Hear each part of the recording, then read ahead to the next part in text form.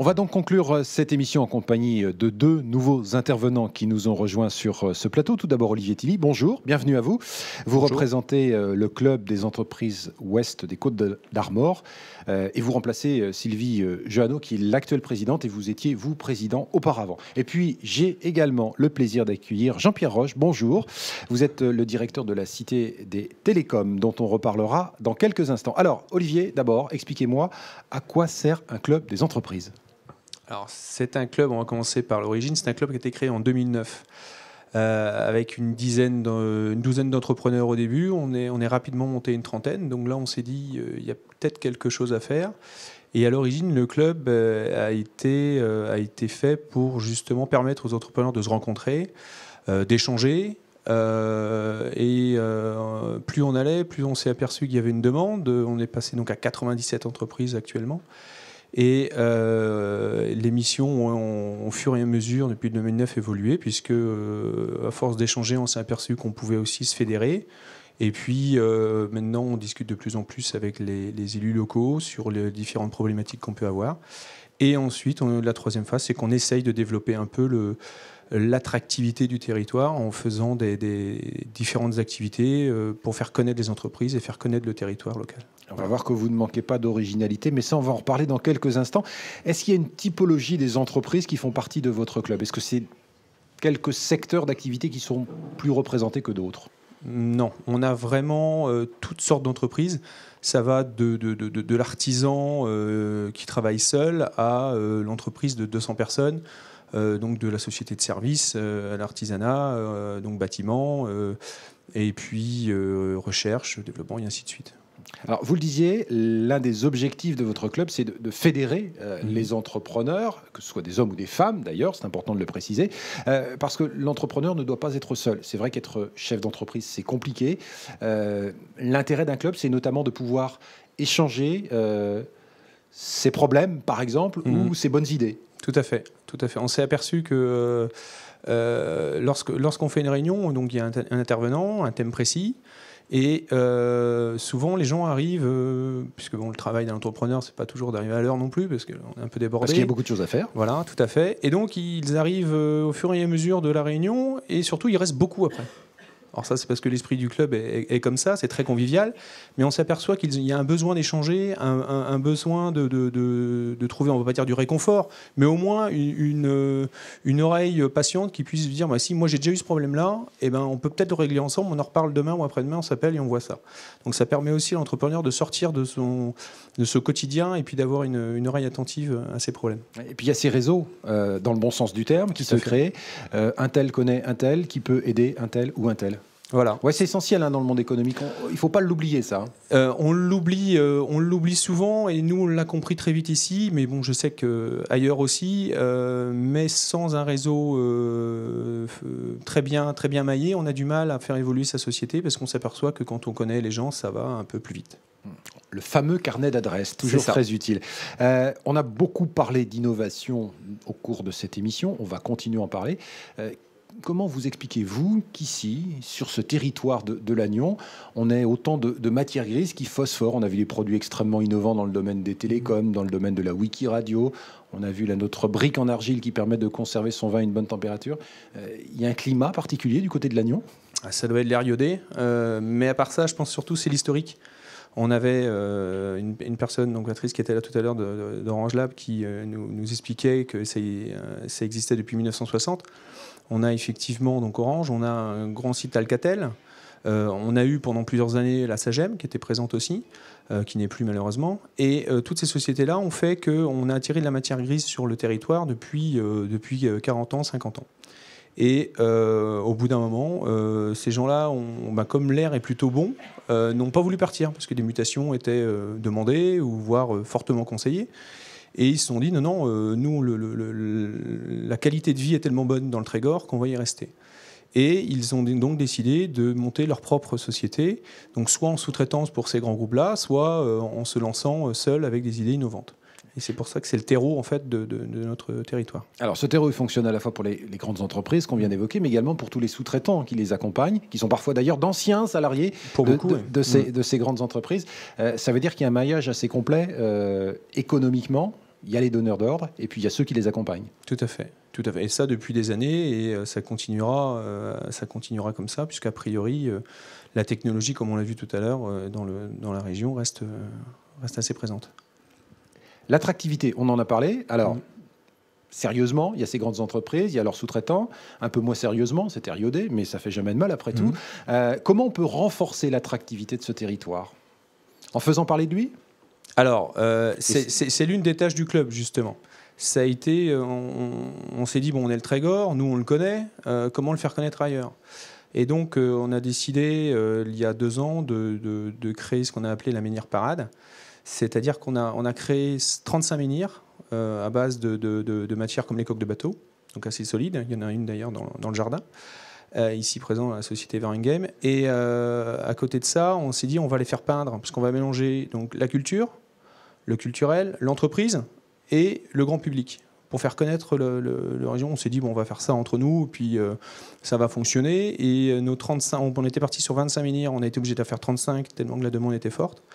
On a eu D'un autre côté, vous avez peu de concurrence sur le menhir, hein, quand même. Oui, tout à fait. Mais on ne s'attendait pas que les chefs d'entreprise jouent le jeu à ce point. C'est là où on a été étonnés. Et du coup, ça a fonctionné plutôt bien, puisqu'on a eu plus de 100 000 visiteurs.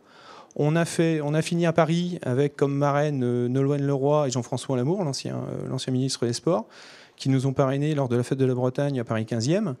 Donc pour une petite association à l'époque, on était 40 entrepreneurs, 50 entrepreneurs du Trégor arrivés à faire ça.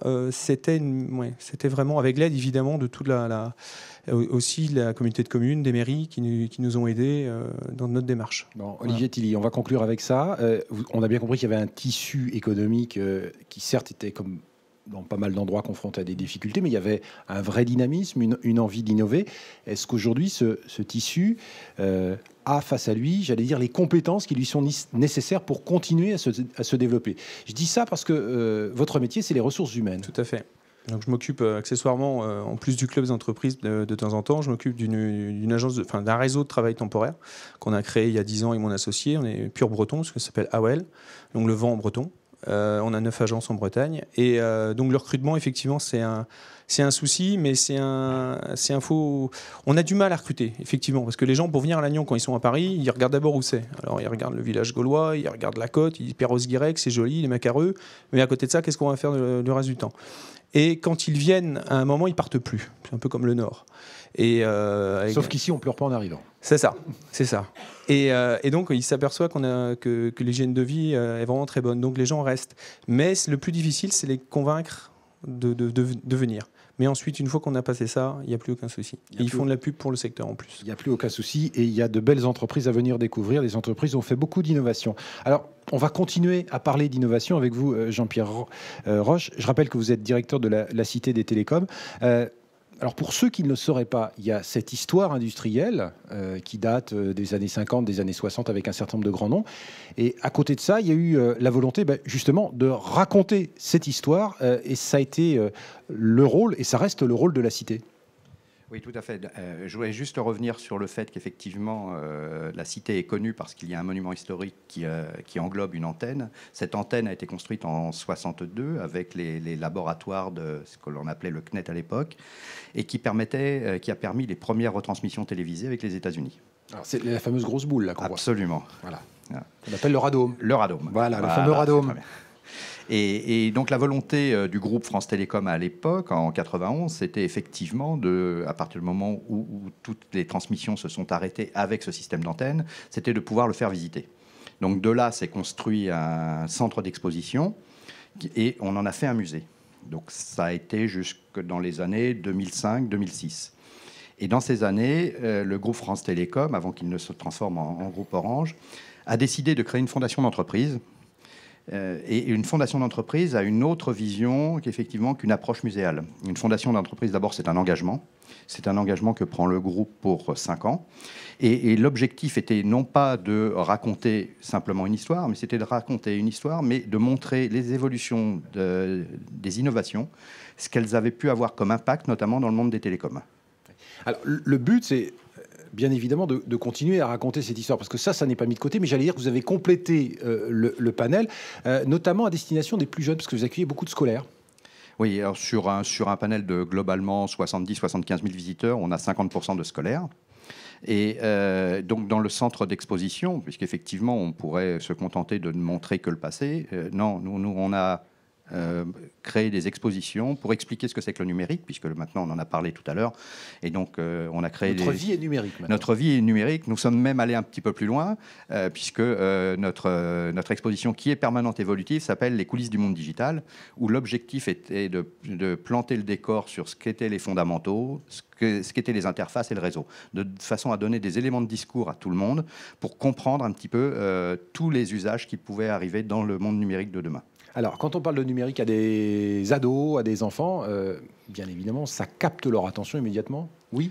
Ça capte leur attention parce que vous avez Ils sont nés avec, hein. Ils sont nés avec. Vous avez plusieurs catégories. Vous avez des gens qui sont réfractaires, vous avez des gens qui sont migrants, vous avez des gens qui sont nés avec. Donc l'objectif, c'est de donner quand même des éléments de discours à tout le monde.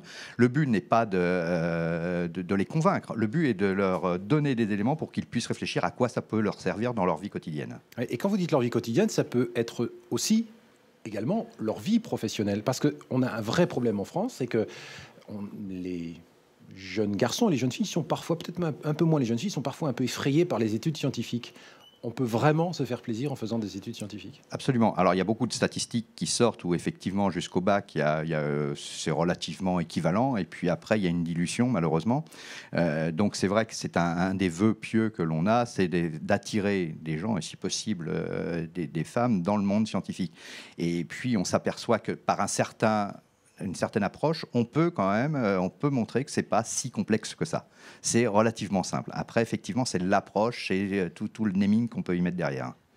Vous êtes référent, il faut le préciser, auprès du rectorat, pour tout ce qui concerne le numérique. Alors, concrètement, ça veut dire quoi dans les faits? Vous avez un rôle d'information, de vulgarisation? Depuis mi-2014, nous sommes devenus référents auprès du rectorat de Bretagne. Alors, ça se traduit par plusieurs choses. D'abord, nous avons des professeurs relais qui travaillent avec nous à la Cité. Ça veut dire qu'en termes de contenu pédagogique, tout est fait avec eux. Deuxièmement, ça s'est traduit par des formations de professeurs à l'approche du numérique, de façon à ce qu'ils puissent le diffuser dans les écoles.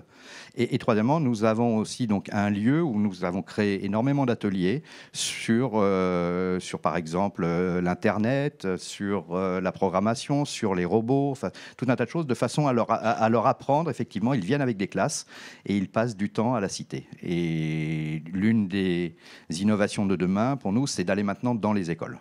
Dans les écoles. Alors, quand on a 9, 10, 12, 13, 14, 15 ans, on aime bien manipuler. Et ça, vous l'avez compris, puisque quand vous parlez d'ateliers, ce sont des choses très pratiques, hein. Ils peuvent toucher, ils peuvent jouer avec. Et c'est comme ça que ça marche. Voilà, notre maître mot, c'est jouer, découvrir, apprendre. Donc c'est clair qu'ils doivent manipuler. Preuve en est, si je prends l'atelier robot, on a acquis une vingtaine de robots et effectivement, il y a tout un tas de missions à faire et c'est quelque chose de très ludique. C'est une des façons, je pense, les meilleures, de façon à ce qu'ils puissent apprendre effectivement ce monde qui est un peu obscur, comme vous le disiez au départ. Bon, mais qu'il faut découvrir. L'objectif final de tout ça, Jean-Pierre Roche, c'est de démythifier, démystifier cet environnement, alors qui peut rebuter les gens de certaines générations en disant c'est compliqué, c'est pas pour moi, alors qu'on sait que les plus jeunes, eux, je le disais, sont nés avec et baignent dedans au quotidien.